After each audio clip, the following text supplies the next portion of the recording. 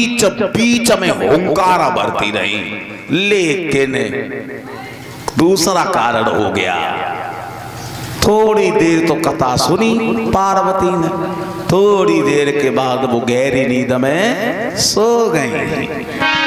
क्या हुआ?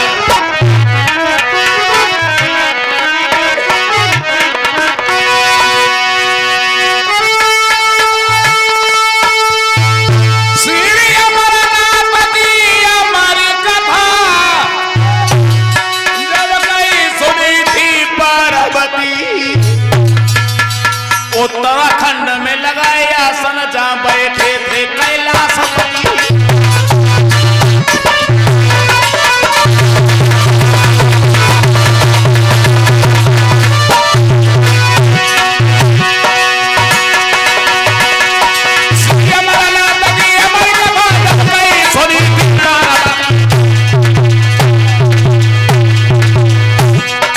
उत्तराखंड में लगाया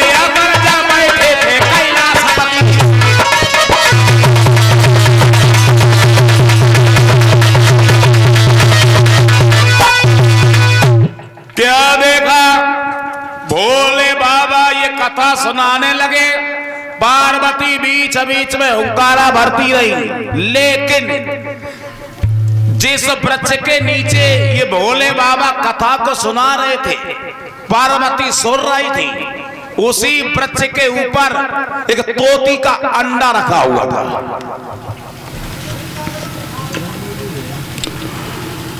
उस कथा के प्रभाव से उसमें बच्चा बन गया और वो धीरे धीरे बड़ा हो गया।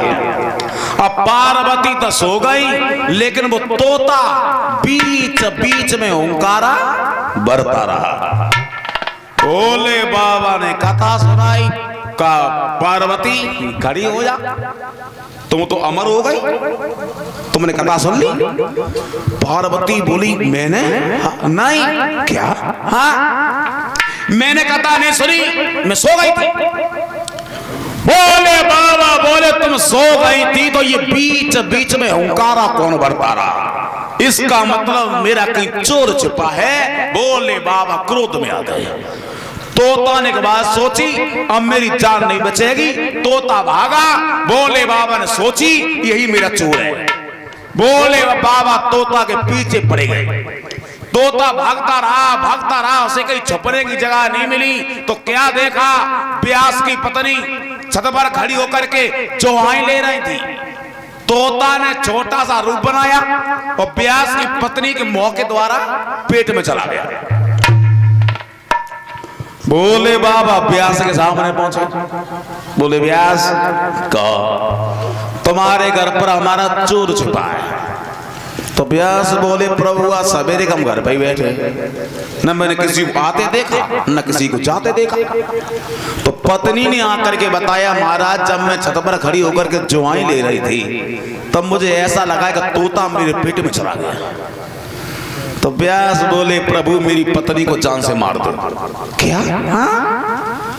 जब मेरी पत्नी मारी जाएगी तो तुम्हारा चोर भी मारा जाएगा। भोले बाबा ने एक बात सोची, भला ये बेकसूर है, इसे मना ही मारेंगे।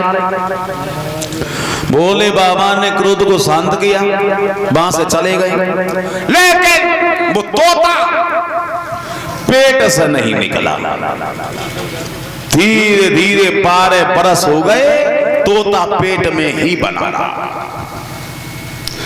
देवताओं ने आवाज लगाई, कहा तुम पुत्र बन करके जन्म ले लो। तो अंदर से ही आवाज आई, कम ऐसे जन्म नहीं लेंगे। फिर कहा ये सारा संसार निर्मोही नहीं हो जाएगा, यहाँ किसी को किसी का मोह नहीं रहेगा, तब हम जन्म लेंगे। तो बताया गया है एक पल के लिए सारा संसार निर्मोही किया गया। तब श्री सुखदेव जी का जन्म हुआ, जो घर से ही भाग खड़े हुए व्यास के पीछे पड़ गए। व्यास बोले बेटा रुक जाओ, मैं तुम्हारा पिता हूं। सुखदेव बोले घर लौट जाओ, कोई किसी का पिता नहीं, कोई किसी का पुत्र नहीं, सारा संसार तो निर्मोही है। श्री सुखदेव जी भागते भागते एक यमुना के किनारे पहुंचे। क्या देखा?